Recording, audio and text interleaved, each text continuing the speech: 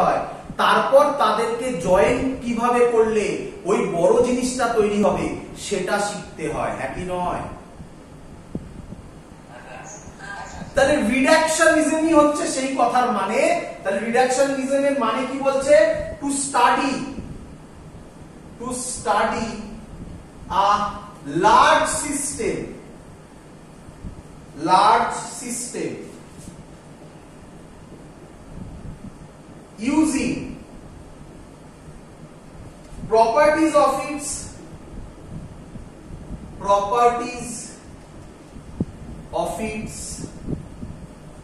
constituent particles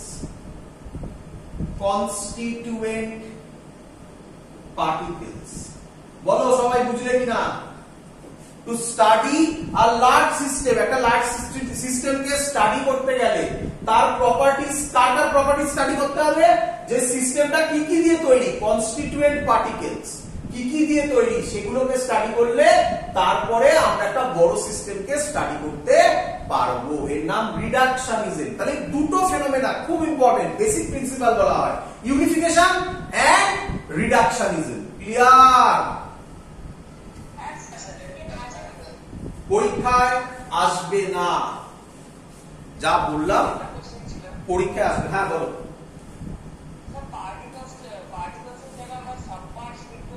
হ্যাঁ না, এখানে পার্টিকেলস বলা হচ্ছে কেন, ভালো করে বোঝো। পার্টিকেলস কেন বলা হচ্ছে? ধরো একটা এরকম ভাবে বলা হচ্ছে সাব পার্টস যদি বলি, আবার পার্টস এর মধ্যে আবার আরো ভেতরে আরো পার্টস থাকবে না। পার্টিকেলস কেন বলা হচ্ছে সহজে ভাবো। ধরো আমি একটা সিস্টেম করবো, তার মধ্যে অনেকগুলো গ্যাস মলিকিউলস আছে, এক একটা গ্যাস মলিকিউলস এক এক রকমের, তাই তখন বলা হচ্ছে এগুলোকে এক একটা আমরা পার্টিকেল বলবো না?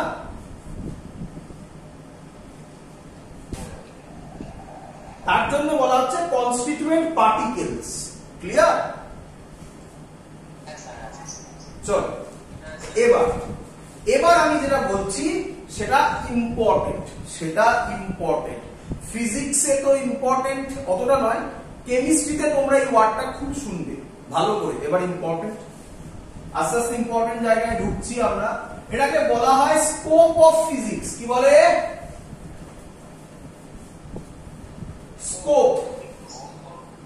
Scope of physics. ফিজিক্সে দুটো স্কোপ হয়, একটার নাম হচ্ছে ম্যাক্রোস্কোপিক,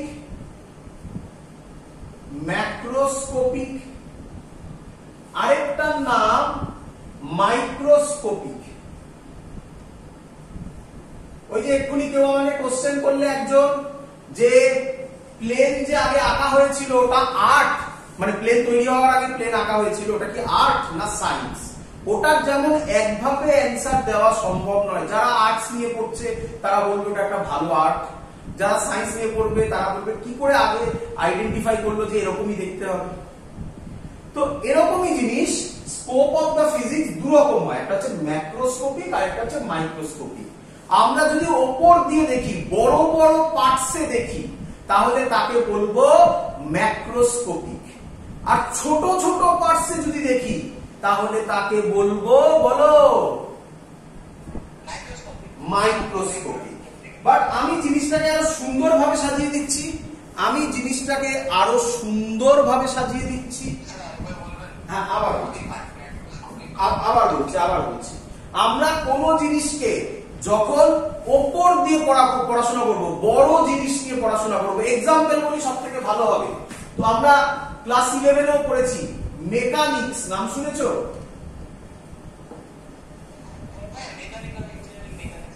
না, মেকানিক্যাল ইঞ্জিনিয়ারিং তো আবার অনেক দূর চলে গেলি। মেকানিক্স মানে সিম্পল বলি, আমি সহজ কিছু কথা বলছি আমি, ওয়ার্ক, পাওয়ার, এনার্জি শুনেছো?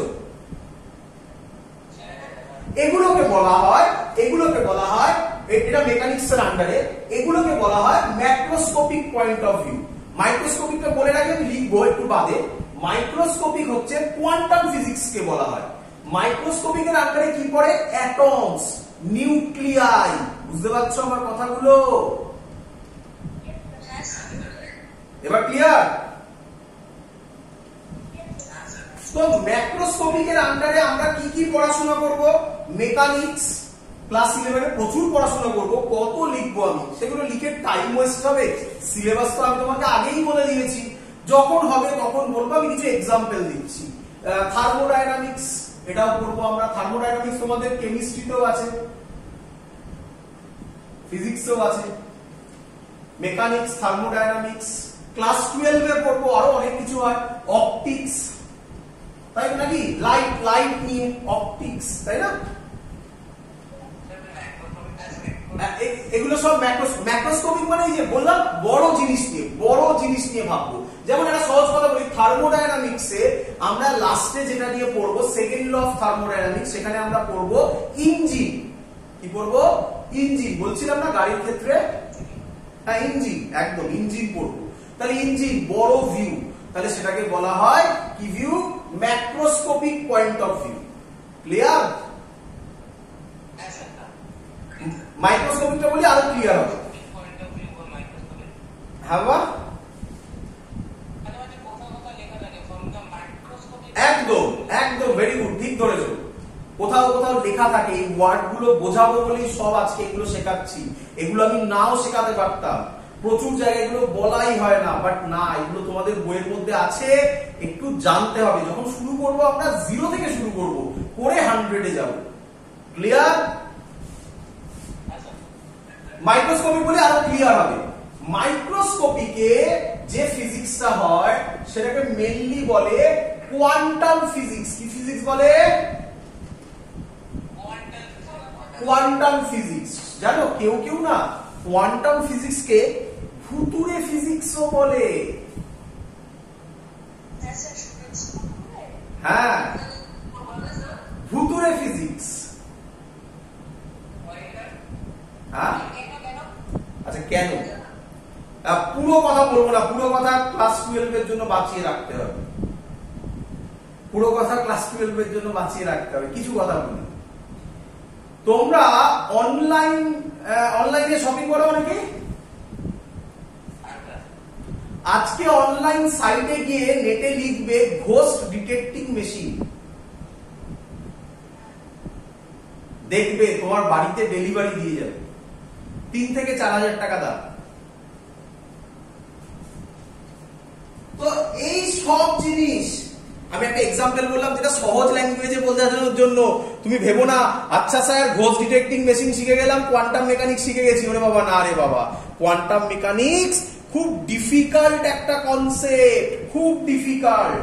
এখন আমি যদি কোয়ান্টাম মেকানিক্স বলতে শুরু করি, তোদের মনে হবে স্যার পাগল হয়ে গেছে, বাট ওগুলোই সত্যি। তো কোয়ান্টাম মেকানিক্সে প্রচুর জিনিস আছে, যে জিনিস আমরা ভাবি হতে পারে না কোনোদিনও, বাট সেই জিনিসই কোয়ান্টাম মেকানিক্সে ঘটে।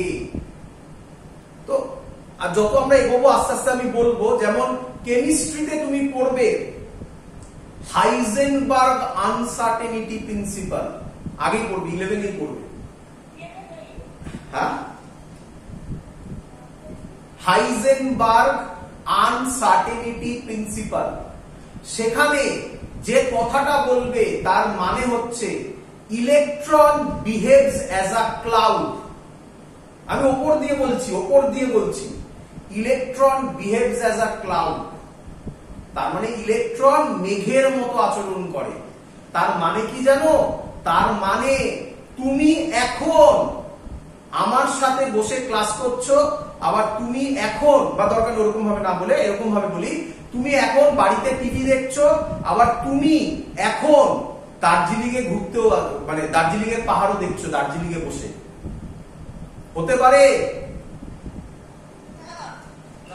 কোয়ান্টাম মেকানিক্সে এটাই ঘটবে। ক্লিয়ার? যাই হোক, অনেক, তার জন্য বললাম ভুতুরে মেকানিক্স বলে কেউ কেউ, বা ভুতুরে ফিজিক্স বলে কেউ কেউ।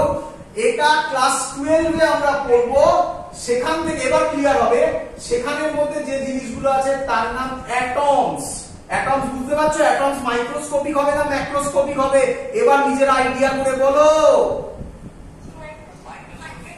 এবার ক্লিয়ার হচ্ছে অ্যাটমস। তার আরো ভেতরে ঢুকবো, অ্যাটমস এর ভেতরে আরো চলে যাও ভেতরে। কে আছে? নিউক্লিয়াই। হ্যাঁ ইলেকট্রন আছে, তার ভেতরে আবার নিউক্লিয়াই, তাই তো নাকি? ইলেকট্রনও পড়বো, একদম ঠিক, বোরস থিওরি বলেছিলাম না? চলো আরো পড়বো, আরো অনেক কিছু আছে, কত লিখবো আর। ফোটন, ফোটন বলবে ফোটন কি রে বাবা? ফোটন হচ্ছে লাইটের একটা স্মলেস্ট পার্টিকেল, সেসব জিনিস নিয়ে পড়বো। আবার পড়বো যেটা খুব ইন্টারেস্টিং, যেটা কম্পিউটারে ডাইরেক্ট যাবে পরে, এখানে লিখলাম, জায়গা নেই বলে তলায় লিখলাম, সেমিকন্ডাক্টর। সেমিকন্ডাক্টর, এই সেমিকন্ডাক্টরের জন্যই আজকে আমরা এই টেকনোলজিতে এখন আছি। এখনকার যে টেকনোলজি, বাড়িতে সবার টিভি আছে, এলইডি টিভি।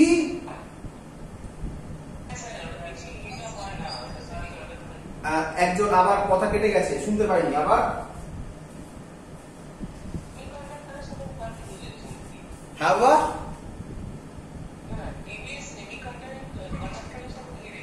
একদম বলছি, বাড়িতে টিভি আছে এলইডি, তো এই টিভি গুলো সব সেমিকন্ডাক্টর দিয়ে তৈরি হবে। এই এলইডি আমরা পড়বো, লাইট এমিটিং ডায়োড, বুঝেছো? এই যে আমরা বলি বাড়িতে LED, light emitting diode, LED বলি না, ওই ওই ওই ইয়ে, আরে পুজোর সময় বাড়িতে ইয়ে টাঙাই না আমরা, অনুষ্ঠানের সময় এলইডি, তো সেগুলো সব পড়বো আমরা। এগুলোই হচ্ছে সেমিকন্ডাক্টরের মেইন জিনিস। শুধু তাই নয়, এই যে ফোনে কথা বলছিস, ফোনে ক্লাস করছিস, সব এই সেমিকন্ডাক্টরের জন্য। এখান থেকে আইসি আসবে, আইসি। ওরে ইন্সপেক্টর নয় রে বাবা, আইসি মানে ইন্টিগ্রেটেড সার্কিট, সব আসবে, বুঝতে পারছিস?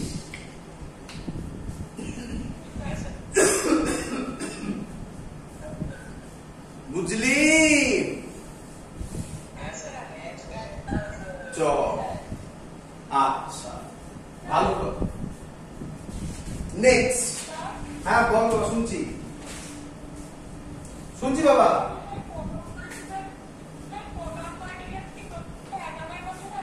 না না, ফোটন অ্যাটমে নয় বাবা, ফোটন হচ্ছে লাইট। লাইট, এই যে এখন ক্লাস করছিস যেখানে মাথার উপর কি জ্বলছে? মাথার উপর লাইট জ্বলছে তো, এটা ফোটন। এটা কি?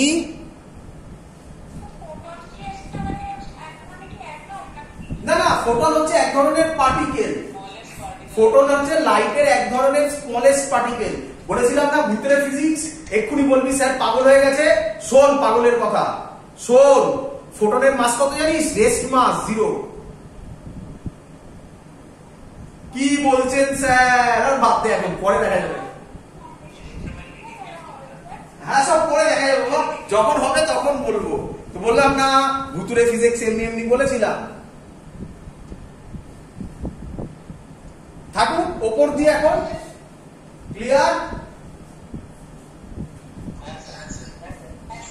চল চল, হাইজেনবার্গ আনসার্টেনিটি প্রিন্সিপাল। ইউটিউবে চলে আসবি, তখন রেকর্ডিং করে শুনে শুনে করবি না, সব ক্লিয়ার? কেমিস্ট্রি অত এক্সপ্লেন করবে না, কেমিস্ট্রি বলেই বেরিয়ে যাবে। ফিজিক্সে গিয়ে, ফিজিক্সে নেই আমাদের হাইজেনবার্গ আনসার্টেনিটি প্রিন্সিপাল, ক্লাস 12 এও নেই। বাট কোয়ান্টাম মেকানিক্সের এই ফোটন শিখবো, নিউক্লিয়ার বেসিক জিনিস শিখবো। আচ্ছা একটু একটা কথা বলে যাই, কিছু জিনিস শেখাই, আমি কিছু জিনিস শেখাই, একটু একটু তো শেখানো উচিত। আচ্ছা, নিউক্লিয়াসের ভেতর শুরু করি, একটু বলি দেখি। মুছে দিলাম, এটা মুছে দিলাম বাবা। ইন্টারেস্টিং না ইন্টারেস্টিং নয়? আচ্ছা, অ্যাটম, একটু বলছি, তোরা 9-10 এ পড়েছিস, আমি ভেতরে গিয়ে একটু বলছি। অ্যাটম পড়েছিস? অ্যাটম, আচ্ছা অ্যাটমের ভেতর একটা নিউক্লিয়াস থাকে, ঠিক বললাম? আর তার চারিদিকে নাকি ইলেকট্রন ঘোরাফেরা করে, ঠিক বললাম? আমি আর বেশি কিছু আঁকলাম না, এইটুকুনি আপাতত থাকলো। আচ্ছা, ইলেকট্রনের চার্জ যেন কি হয় ভুলে গেছি আমি। Negative charge. খুব সুন্দর। নেগেটিভ, নেগেটিভ মানে এইভাবে লিখেছি। হ্যাঁ, আচ্ছা নিউক্লিয়াসের ভেতর কে থাকে? Very good, very good. Protons আর নিউট্রন, আমি ছোট ছোট করে লিখছি, দেখা যাচ্ছে কিনা বলবে, না দেখা গেলে করে বড় বড় করে লিখবো। Proton, neutron, proton, neutron. প্রচুর আছে আমি জানি না, কারণ কোন অ্যাটম তো আমি বলিনি, জাস্ট এরকম এঁকেছি। ক্লিয়ার? আচ্ছা, ভালো কথা। আচ্ছা নিউক্লিয়াসটা কি আমরা জানি? কম্প্যাক্ট। আচ্ছা, নিউক্লিয়াসে প্রোটন আছে আর নিউট্রন আছে, তাই তো? আচ্ছা প্রোটনের চার্জ কি?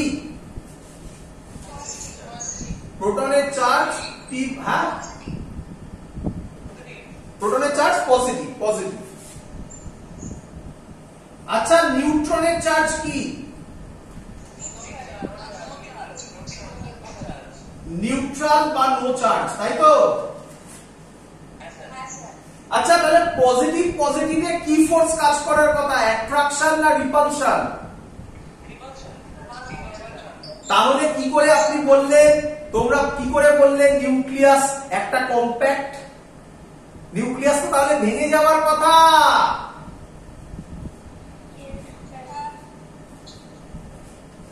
কি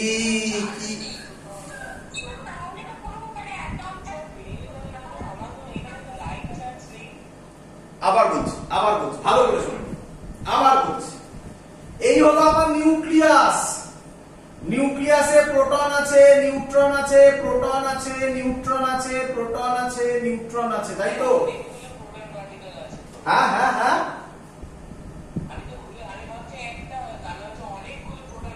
অনেকগুলো প্রোটন পার্টিকেল আছে, তাই তো? নাকি ওটা ডিপেন্ড করবে অ্যাটমের উপর, জেড এর উপর, অ্যাটমের জেড এর উপর, তাই না? তো অনেকগুলো আছে। তাহলে প্রোটন, নিউট্রন, নিউট্রন তো নিউট্রাল, প্রোটন প্রোটনে রিপালশন হবে না? তাহলে রিপালশন হলে প্রোটন দূরে চলে যেতে চাইবে তো। তাহলে নিউক্লিয়াস এক জায়গায় থাকবে না ভেঙে যাবে?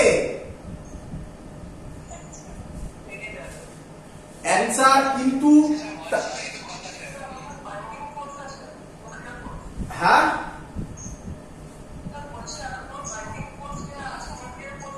ভেরি গুড, কিন্তু ভাঙে না, তাই তো? তাহলে তাহলে আমাদের লজিক মিলছে না? লজিক, লজিক অবজারভেশনের সাথে মিলছে না?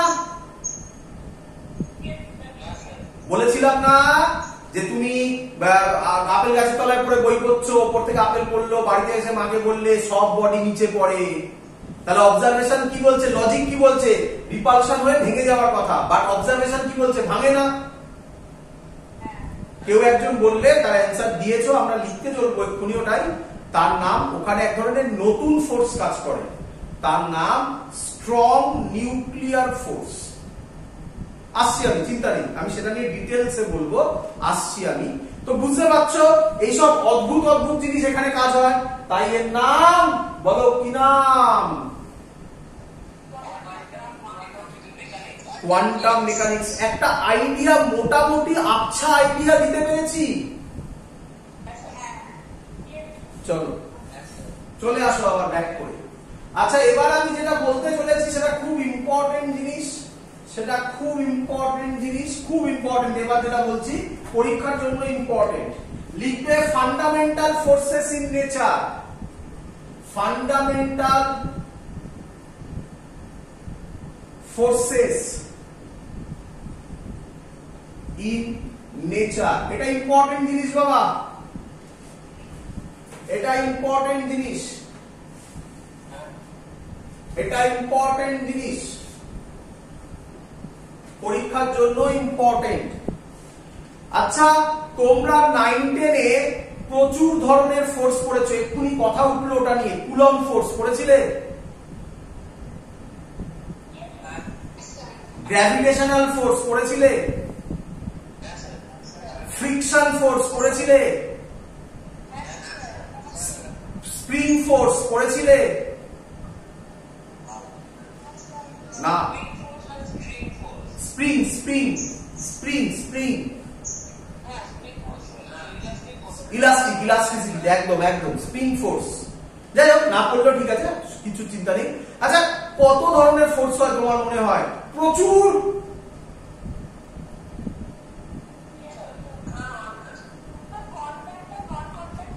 বাহ, ভালো ভালো ভালো কথা, ভালো কথা। কন্ট্যাক্ট, নন কন্ট্যাক্ট ফোর্স, হয়তো বললাম প্রচুর, কত বলবো। Gravitational force, magnetic force, electric force, electromagnetic force, কত বলবো, তাই তো?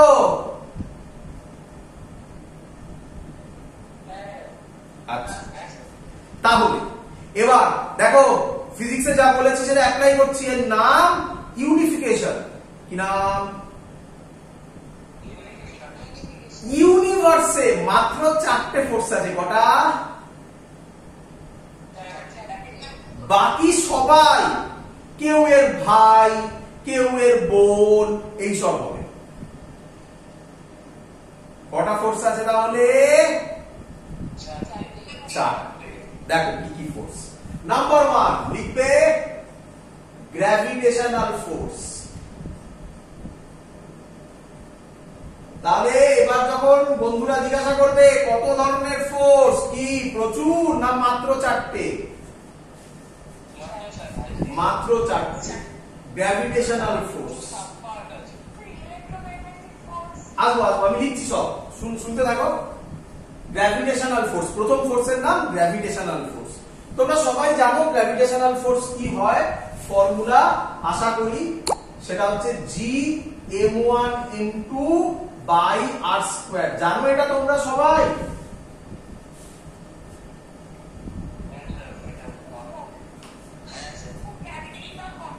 একদম, জি হচ্ছে গ্র্যাভিটেশনাল কনস্ট্যান্ট। জানো সবাই?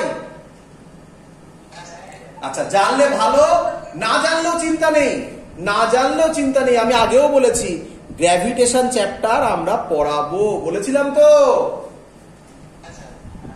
তো এইটুকুনি শুধু জেনে রাখো। বলো, গ্র্যাভিটেশনাল ফোর্সটা ভালো করে শুনবে। এটা number 1 point, number 1 point, number 2 point, ভালো করে শুনবে। গ্র্যাভিটেশনাল ফোর্সের জন্য যে কোনো দুটো বডি একজন আরেকজনকে অ্যাট্রাক্ট করে, এটা আমি আগেও খানিকক্ষণ আগে বলেছিলাম। এর জন্যই আর্থ সানের চারিদিকে ঘুরছে। তাহলে বলো, এটা লং রেঞ্জ ফোর্স না short range force? Very good, very good, এই তো ধরতে পারছি। তাহলে এটা লং রেঞ্জ ফোর্স। আচ্ছা, তাহলে এখানে আমি আছি। হ্যাঁ হ্যাঁ, বলো।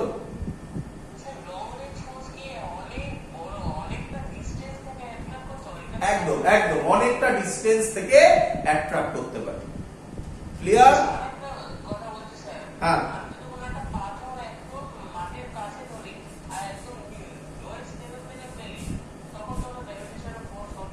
না না, কেন হচ্ছে না? কে বললো? তুমি পাথরটা ফেলছো লোয়েস্ট লেভেল থেকে, যেখানেই ফেলো না কেন। দেখো ভালো করে শোনো, এই হলো আমার আর্থ। তোমাকে কে বললো যে পাথর এখানে যদি থাকে তাহলে পাথরের অ্যাট্রাকশন হচ্ছে না? তুমি মাটি এখানে খুঁড়ে দাও, তাহলে পাথরটা নিচে পড়ে যাবে, তাই না? তাহলে খুব ইম্পর্টেন্ট থিং, গ্র্যাভিটেশনাল ফোর্স কোথায় কাজ করে? বডির সেন্টারে, মানে আর্থের সেন্টারে কাজ করে, সেন্টারের দিকে ডিরেক্টেড হয়।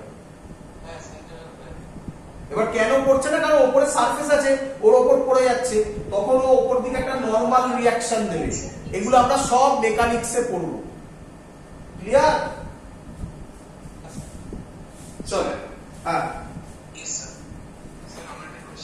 হ্যাঁ, বলো।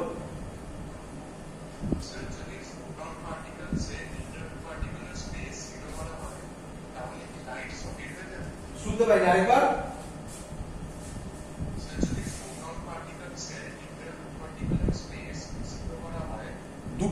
দুটো পার্টিকেলের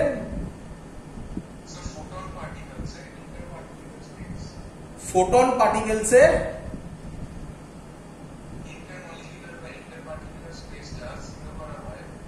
হ্যাঁ, না এগুলো দেখো, এটা এর সাথে কোনো সম্পর্ক নেই, এর সাথে গ্র্যাভিটেশনাল ফোর্সের কোনো রিলেশন নেই। এটাকে তখন বলা হয় ওই কনডেনসেশন দিয়ে বোঝাতে হয়, ঠিক আছে? তার কারণ হচ্ছে মানে আমরা যেটা পড়ছি সেটার নাম হচ্ছে নিউটনিয়ান মেকানিক্স। নিউটনিয়ান মেকানিক্সে ফোটনের রেস্ট মাস 0 ধরা হয়। এবার ফোটন যখন মুভ করে তখন তার স্পিড বাড়তে থাকে, সরি ভুল বললাম, ফোটন যখন মুভ করে তখন তার মাস বাড়তে থাকে। তো তখন আর এই ফর্মুলা কাজ করবে না, মানে যে ফর্মুলাগুলো আমরা করি তখন বলা হয় রিলেটিভিস্টিক মাস কাজ করবে। তো এগুলো ডিফারেন্ট ফেনোমেনা। হ্যাঁ, কনডেনসেশন হলে সলিড হতে পারে, আবার দেখা গেছে, বাট এগুলোকে বলা হয় হাইপোথেটিক্যাল ফেনোমেনা। যেমন একটা এক্সাম্পল বলতে পারি তোমাকে আমি, একটা নাম আছে ট্যাকিয়ন বলে একটা পার্টিকেল ধরা হয়। সেই পার্টিকেলের বলা হয় স্পিড লাইটের থেকে বেশি স্পিডে যায়। লাইটের থেকে বেশি স্পিডে যদি আমরা আজকে প্র্যাকটিক্যালি কিছু করতে পারতাম তাহলে টাইম মেশিন, তার থিওরি, ম্যাথামেটিক্স সব আমাদের কাছে আছে, প্র্যাকটিক্যাল শুধু আটকে আছে, তাহলে সেই প্র্যাকটিক্যালও কমপ্লিট হয়ে যেত। বাট এগুলোকে বলা হয় হাইপোথেটিক্যাল সিচুয়েশন। ক্লিয়ার? তো এগুলো নিয়ে ভাবতে হবে না, এগুলো নিয়ে মাথা ঘামিও না, এগুলো অন্য কনসেপ্ট, এগুলো নিয়ে এখন মাথা ঘামিও না। চলো তাহলে এটা লং রেঞ্জ ফোর্স। ক্লিয়ার? আচ্ছা, এবার বলো আমি এখানে দাঁড়িয়ে আছি আর এখানে এই পেনটা আছে, তাহলে পেনটার আমার মধ্যেও এক ধরনের অ্যাট্রাকশন হচ্ছে।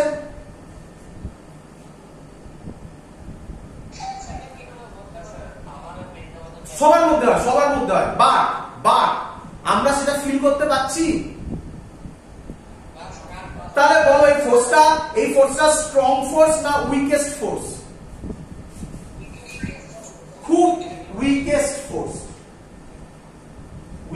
ফোর্স, খুব স্মল ফোর্স হয় এটা। মানে আমরা যতগুলো ফোর্স করবো, কটা ফোর্স বলেছি, তার মধ্যে থেকে সব থেকে উইক ফোর্স হচ্ছে গ্র্যাভিটেশনাল ফোর্স। পরীক্ষায় কোশ্চেনও দেয় এটা, সব থেকে উইক ফোর্স কে? Gravitational force. আচ্ছা, আমার আর এই পেনের মধ্যে মাঝখানে এয়ার আছে। আচ্ছা, আর তার সানের মধ্যে মাঝখানে কি মিডিয়াম আছে? তাহলে আরেকটা পয়েন্ট হয় মিডিয়াম নট রিকোয়ার্ড। মিডিয়াম থাকলেও হবে, না থাকলেও হবে। বলো বুঝলে কিনা? অনেক পয়েন্ট হয় আজকের কেন পরের দিনের ক্লাসও গ্র্যাভিটেশন বলতে থাকলে শেষ হবে না। মেন পয়েন্ট গুলো বললাম যেগুলো ইম্পর্টেন্ট পয়েন্ট। ক্লিয়ার? হ্যাঁ বলো।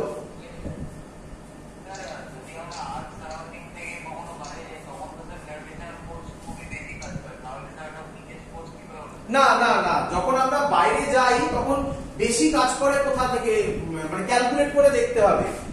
বাইরে গেলে বেশি কাজ করে ক্যালকুলেট করে দেখতে হবে। একটা সহজ এক্সাম্পল বলি তোমাকে, সামনে ওই যে বললাম অবজারভেশন। চলো তুমি ক্যালকুলেট করে দেখে নাও, এটা তোমার বন্ধু। ক্লিয়ার? তোমার মাস 50 কেজি, তোমার বন্ধুর মাস 50 কেজি। এদের মধ্যে ডিস্টেন্স 1 মিটার ধরে নাও। এফ এর value g 50 into 50 by 1 square করে দাও। বলো বুঝলে কিনা এতদিন? g এর ভ্যালু লিখে রাখো 6.67 into 10 to the power minus 11। 6.67 into 10 to the power minus 11 into 5 into 5 25 উপরে 100, তাই তো লেখা যায় তো? বাই 1 স্কয়ার, 1 স্কয়ার লেখা যায় না লেখাও তাই। এটাকে যদি আমি ক্যালকুলেট করি তোমার কি মনে হয়? 6.67 into 25 আমি আর ক্যালকুলেট করছি না, আমি শুধু 10 to the power পাওয়ারটা বলছি। কত হবে? 10 to the power minus 9 হবে। বলো ঠিক করেছে কিনা? তার মানে আমাকে বলো 0 পয়েন্ট কতগুলো জিরো বসবে আগে? কটা জিরো? 9খানা জিরো। তারপরে কোনো ভ্যালু হবে। 6.67 into 25 করে দেখো কত ভ্যালু হচ্ছে। তারপরে কোনো ভ্যালু হবে, একই নয়। বলো স্ট্রংগেস্ট ফোর্স না উইকেস্ট ফোর্স? একে বলে অবজারভেশন। যখনই প্রবলেমে পড়বে পড়ে দেখে নেবে। আচ্ছা তাহলে তোমাদের কোশ্চেন এবারে, স্যার আর্থ কি করে সানের চারিদিকে ঘুরছে? আরে বাবা, আর্থ আর সানের মাস কি ছোট না হিউজ?